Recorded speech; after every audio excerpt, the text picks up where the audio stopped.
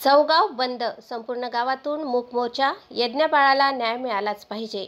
मालेगाव तालुक्यातील डोंगराळे येथील अल्पवयीन चिमुकली यज्ञावर झालेला अमानुष अत्याचार व हत्येच्या घटनेविरोधात धुळे तालुक्यातील चौगाव ग्रामस्थांचा संताप उसळला आहे. या भयंकर घटनेचा निषेध म्हणून दिनांक 24 नोव्हेंबर 2025 सोमवार रोजी संपूर्ण चौगावमध्ये सकाळी 9 ते दुपारी 1 वाजेपर्यंत कडकडीत बंद पाळण्यात आला.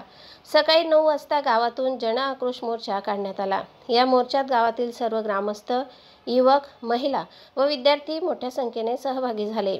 हातात फलक आणि घोषणांद्वारे सर्वांनी एकच मागणी केली: यज्ञाला न्याय मिळाला पाहिजे.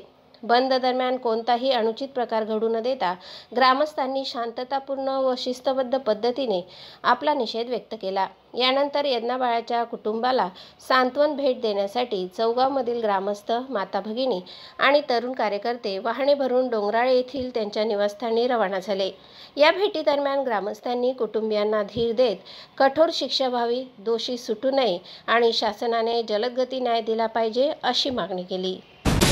धुळ्यातल्या आरती कॉलनीत मूलभूत सुविधांचा अक्षरशः अंधार पसरलाय. पावसाचं पाणी पैनून महिने साचतंय आणि त्या साचलेल्या पाण्यातूनच वृद्ध, महिला, लहान मुले, शाळकरी विद्यार्थी सगळ्यांना मार्ग काढावा लागतो. पक्के रस्ते नाहीत, गटार व्यवस्था ठप्प, पिण्याच्या पाण्याचा पुरवठा अनियमित आणि संपूर्ण परिसरात स्ट्रीट लाईटचं नावही नाही. दूषित पाण्यामुळे डेंग्यू, मलेरिया अशा आजारांचा धोका वाढलाय.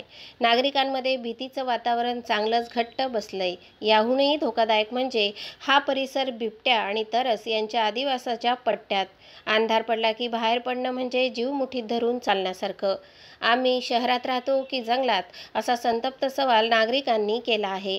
आरती कॉलनीमध्ये रोजच्या जगण्याचा संघर्ष प्रचंड तीव्र झालाय. नागरिकांनी महापालिकेकडे तत्काळ रस्ते, स्ट्रीट लाईट्स, पाणी व गटार सुविधा देण्याची जोरदार मागणी केली. आता या गंभीर तक्रारीवर प्रशासन किती तातडीने पावलं उचलतं हेच पाहणे महत्त्वाचे ठरणार आहे. शिंदखेडा तालुक्यातील मारपूल येथील अमरावती मध्यम प्रकल्पावर जळगाव पाटबंधारे विभागाचे उघडपणे दुर्लक्ष होत असल्याची ग्रामस्थ व शेतकऱ्यांची तीव्र नाराजी व्यक्त होत आहे. जिल्ह्यातील दुसऱ्या क्रमांकाच्या या महत्त्वाच्या प्रकल्पावर इंजिनियरच फिरकायला तयार नसल्याने परिस्थिती बिघडत चालली आहे. धरण परिसरात लाईट व्यवस्था नाही, तर बांधावर काटेरी बाभळीची दाट झाडे वाढल्याने धरणाची दुरावस्था स्पष्ट दिसून येते. शेतकऱ्यांनी तातडीने बांधाची सफाई करून पोटचाऱ्यांची व्यवस्था मार्च पूर्वी सुरळीत करावी अशी ठाम मागणी केली आहे. अन्यथा कोणत्याही इंजिनियर व संबंधित कर्मचाऱ्यांना अमरावती धरणाच्या परिसरात येऊ देणार नाही असा इशारा शेतकरी संघटनांनी दिला आहे.